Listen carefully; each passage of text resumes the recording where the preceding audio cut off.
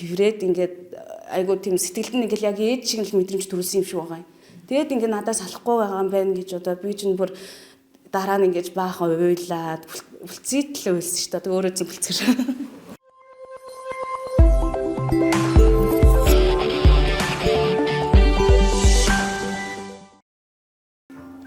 Сайн байцгаана уу?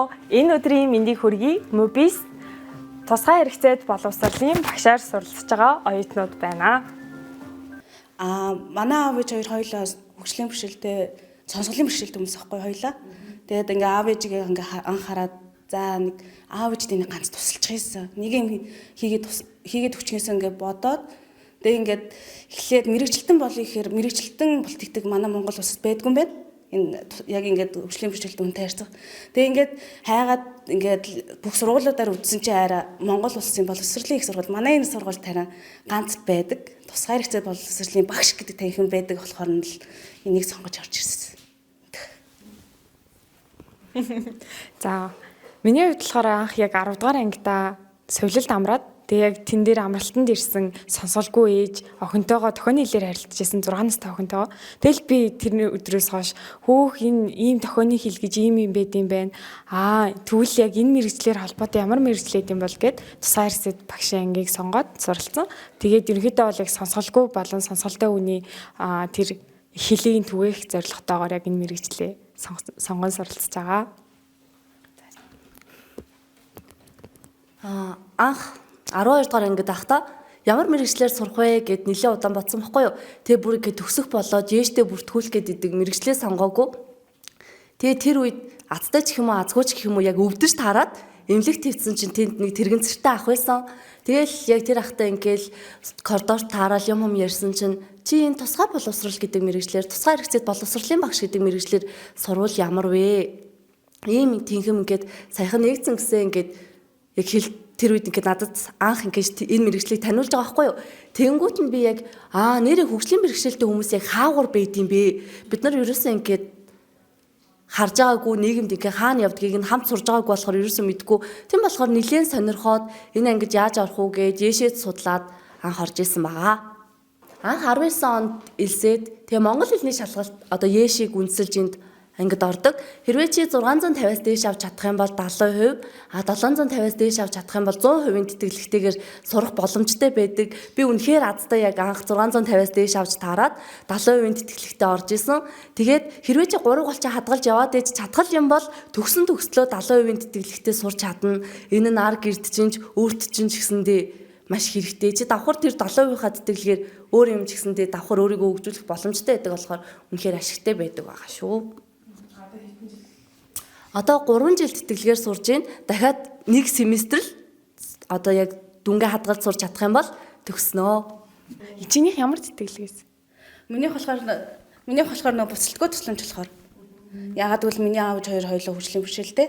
Тэгээ нөө улсаас 100% даадаг болохоор манай аав хоёр ч одоо миний одоо сургуулийн төлбөрийн төлөнгөөс санаа зовх юм байхгүй. Зөөл миний идэж уух юм л өгөхлээ хангалттай.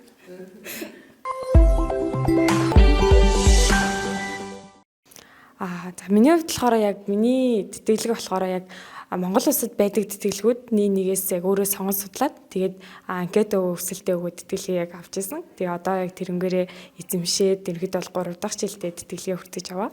За тэгээд ерөөд бол яг манай сургуулийн ялангуяа манай танхимын бас нэг онцлог нь тусгай хэрэгцээ танхимын клуб байдаг. Тэр нь SBED буюу Special Education гэсэн клуб. За энэ яг ямар клуб вэ гэхээр дан ганц яг энэ сургуульдаа биш бусад салбар сургууль буюу Mobis-ийн бусад 7 салбар сургуулиудын бүх оюутнуудыг хамруулад тохионы хэлний мэдлэг түгээх, за мөн давхар Braille үсэг буюу харааны бэрхшээлтэй иргэдийн тэр хэлийг нь түгээх зорилготойгоор салбар сургууль бүрээс оюутнууд хамрагдаж ордог. Тэгээ энэ клубыг бид нэр анх яг үүсгэн байгуулснараа бас нэг онцлогтой байгаа. Тэгээд одоо ерөнхийдөө 40 гаруй гишүүнтэйгээр үйл ажиллагаа явуулаад цаашаа улам өргөжих хүсэлтэй байгаа. Манай клубын бас яг зорилго нь болохоор тухайн яг оюутан маань тохионы хэл сурснараа жишээлбэл наад захын яг CU ч юм уу KFC-д ороо сонсголын бэрхшээлтэй иргэдэд сайн байна уу, баярлаа. тэгээ талархлаа гэх мэт өөрөөсөө харилцааны анхан шатны мэдтгүүтэй болно. Энэ яг нийгэмдээ тохионы хэл буюу сонсголын бэрхшээлд иргэдийн соёлыг түгээж байгаа маш чухал хэлбэр. Тэгээ яг энэ клубээрээ дамжуулаад бид нар бас цаашдаа олон оюутнуудыг хамруулах хүсэлтэй, энэ мэдлэгийг түгээх хүсэлтэй байгаа. Сүхбаатар дүүргийн 25 дугаар сургууль дээр гарсан. Тэгээд миний дааж авсан анги болохоор 3 дугаар анги.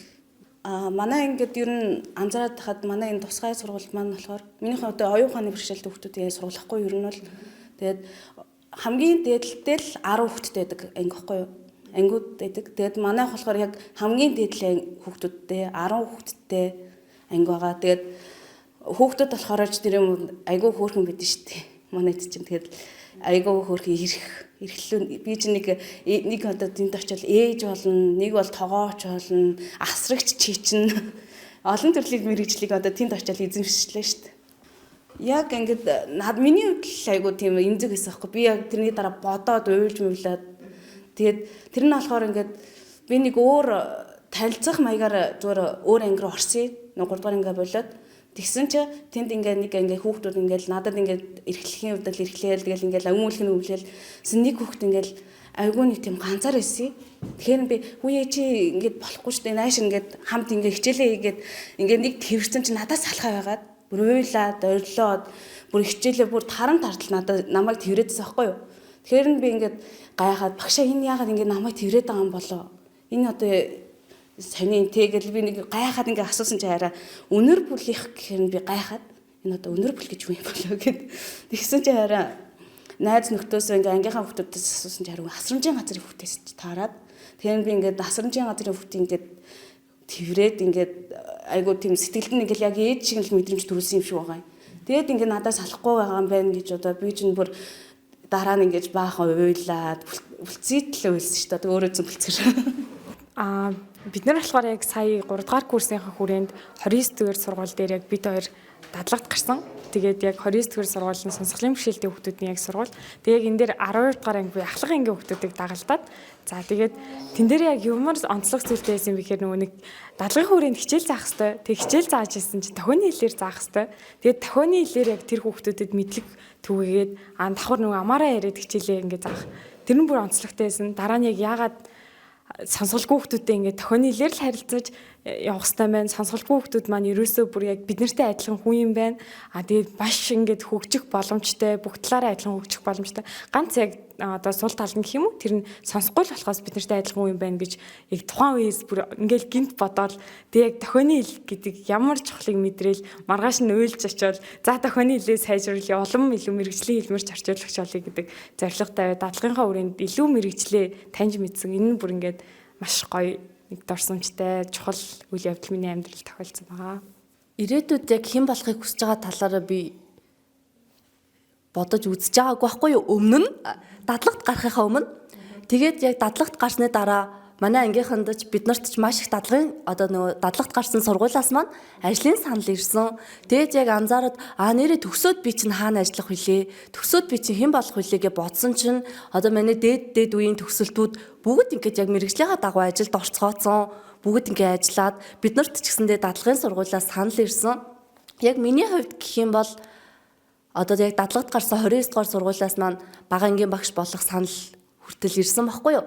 Тэгээд яг тийшээ ажиллах уу эсвэл би өөрөө нөгөө тусгайгийн сэтгэл судлал гэдэг мэрэгжил одоо сэтгэл судлал гэдэг энэ чиглэл рүү явахыг хүсдэг учраас цаашаа нарийсаад сурах уу гэдэг дээр яг одоо төвлөрөөд бодож байгаач яг төгсөөд ажлыг гэвэл ажил байгаа сурыг гэвэл нарийсах яг хүсэл хүртэл байгаа л гэж бодож байна. Миний хувьд болохоор яг тохионы хэлтэй л холбоотой. Би яг олон улсын тохионы хэлмэрч орчуулагч болохыг хүсдэг. Тэгээд яг миний мөрөөдөл гэх юм бол нэгдсэн үндэсний байгууллагын яг тэр ингэр дээр олон улсын тохиогоор тохиод монгол хүмүүстэй яг тэр одоо хэлийг нь таниулах тхийж хүсдэг. Давхар яг одоогийн байдлаар гэх юм бол хэлээ сайжруулж байгаа. Тэгээд 3.5-аар удахгүй бид 3 төгснө. Тэгээд төгснөхийн дараад нь би яг герман хэлээ сайжруулж байгаа учраас герман улс руу яг суралцаад мэрэгчлээ ингээд ахиулах бүрэн боломжтой. Тэг яг ийм онцгой мэрэгчлэр Монгол улсад ганц байдаг энэ мэрэгчлэр сурдаг болохоор ялангуяа бусад сургуулиудаас юм уу гадаадын сургуулиудаас тэтгэлэг авах бүрэн боломжтой байдаг. Тэг энэгээрээ онцгой байдаг болохоор яг цаашлаад олон улсын тохионы хэлмэрч орчуулагч болохыг хүсэж байна. Би болохоор нөгөө 3.5 жилээр төгснө. Тэгээд төгсчөөд эхлээд би нэг ажил дээр гарчаад одоо надад 25 дугаар сургуулийн нэг урилга ирсэн байгаа. Одоо чи төгсгөл бол ажлын байр чинь бэлэн хүрээдэр гэсэн байгаа. Тэгээд тэнд нэг ажиллачаад одоо Оросын холбооны улсад очиж магистраар суралцах хүсэлтэй байгаа. Яг ингээ өөрийнхөө мэргэжлээ ингээ бүр ингэж юу байх одоо юу гэдэг. Нарийсга. Тэгээд мэргэжлэл дээшлүүлээд явах хүсэлтэй байгаа. Тэгээд яг манай мэргэжлэр ингээд бүх улсуудад ингээд тэтгэлэг болох амар их амархан юм бэл. Амархан ч яг боломж их. Тийм тэгээд боломж их болохоор тэгээд надад ингээд би одоо Орос албаны улсад суралцах боломж байгаа юм байна гэж бодоод байгаа болохоор айгуу тийм өөдрөглөө бодох шүү дээ. Хүмүүсээс яг одоо тусгай хэрэгцээд боловсролын танхим гэхээр ямар мэрэгжил гэдгийг зарим хүмүүс, ерөн ихэнх хүмүүс нийгэм дагамс ойлгохгүй юм бэлээ. Тэгээ яг энэ танхимын ерөөдөө 2017 онд үүсгэн байгуулагдаад тэгээ яг хөгжлийн бэрхшээлтэй хүмүүстэй төрөл бүр дээр нь ингээд ажиллах, тэгээ заах, чиглүүлэх үүрэгтэй, туслан дэмжих үүрэгтэй ерөөдөө бол багшийн мэрэгжил. Тэгээд хамгийн гол нь болохоор яг тусгай хэрэгцээд боловсролын багш гэхээр дан ганц нэг зүйл баригдаад ахгүй бид нэр олон боломжууд бас их нээлттэй байгаа. Тэгээ дан ганц яг тусгай хэрэгцээд боловсролын багш гэхээр багаангийн багш гэж бас ойлгоод байдаг. Мэргэжлээ улам дэвшлүүлээд төрөл бүрийн ингээд багш болох боломжтой. Давхар яг өөрөө хүсэж ивэл тусгай хэрэгцээд боловсролын сэтгэл судлал буюу хөгжлийн бэрхшээлтэй хүмүүсийн сэтгэл судлалаар хэрхэн ажиллах талаар явж болно. Тохионы хэлний орчуулагч бүрэн болох боломжтой. Харааны бэрхшээлтэй хүүхдүүдтэй ерхэд бол Braille үсгээр харилцаад энэ талаар илүү мэргэжих боломжтой. Тэгээд цаашлаад бүр ингээд маш олон боломжууд яг манай танхим, манай мэргэжил ганц байдгаараа илүү бүр ингээд онцлогтой байдаг нь хамгийн гоё мэргэжил байдаг байгаа. Тэгш боломж тэмүүлэл бүхнийг хөтлөн.